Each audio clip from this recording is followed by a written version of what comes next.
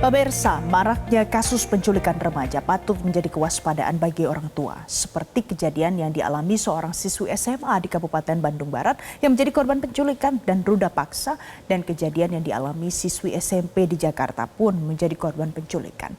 Lalu bagaimana masyarakat menanggapi maraknya kasus penculikan remaja? Kita akan simak ini dia laporan dari jurnalis Metro TV Nurul Zenita dan juru kamera Firman Adfriana dalam segmen Warga Bicara.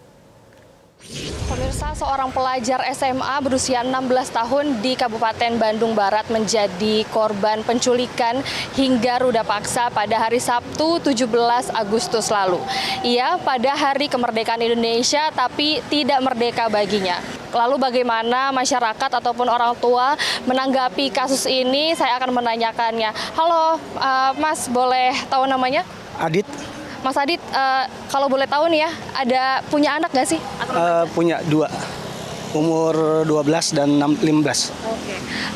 Mas, ini kan ada sempat heboh juga nih kemarin soal kasus penculikan remaja, terutama remaja perempuan gitu ya.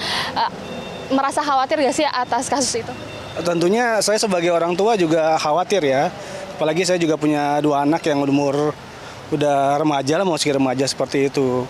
Jadi seandainya dia main kemanapun keluar rumah, jadinya mau nggak mau ada rasa takut juga saya sebagai bapak gitu. Karena ada rasa takut itu, ada nggak sih upaya pencegahannya atau trik-triknya gitu sebagai orang tua? Ya paling yang pertama kita mulai mengawasi ya. Jadi kita supaya biar tahu anak kita ini mainnya dengan siapa aja. Jadi kita bisa ngontrol mereka seperti apa, pergaulan mereka seperti apa. Terus sama kita memberitahu dia supaya tidak berbicara terlalu akrab dengan orang yang tidak dikenal seperti itu. Melihat kasus yang ramai kemarin ini, Kak, agak-agak khawatir gitu nggak sih, Kak? Pastinya khawatir ya untuk di zaman sekarang ini. Karena kan kayak pergaulan itu semuanya kayak kita kurang bisa mengontrol juga gitu. Lalu ada gak sih Kak upaya pencegahan dari Kakak, apakah mengingatkan ke mereka atau cara-cara lain agar mereka ini aman gitu di luar? Kalau menurut saya pribadi semuanya emang dimulainya dari keluarga terdekat ya, dari lingkungan kita sekitar juga untuk aware buat kita tahu kalau misalnya kita punya keluarga, adik, sepupu, bahkan tetangga yang masih remaja, kita kalau bisa kita wanti-wanti untuk menjaga pergaulannya di sekitar agar dia juga bisa mengontrol dirinya juga. Kak Mary, terima kasih banyak ya. Saya akan bergeser ke narasumber selanjutnya. Halo Kakak, boleh tahu namanya siapa? Halo, nama saya Sarah. Kak Sarah, boleh tahu ada gak keluarga terdekat ini atau orang-orang terdekat yang masih remaja? Masih ada. Kak, kan ada sempat nih ramai kemarin kasus soal penculikan dan juga ruda paksa remaja. Kakak ngeliatnya gimana sih? Agak khawatir gak sih? Sejujurnya lumayan khawatir ya Mbak, soalnya apalagi di zaman sekarang tuh susah banget kita kontrol, apalagi dengan era digital dan yang SMP juga semakin dewasanya lebih cepat gitu. Jadi kita harus lebih aware sih sebenarnya, harus lebih cautious lah, hati-hati lah.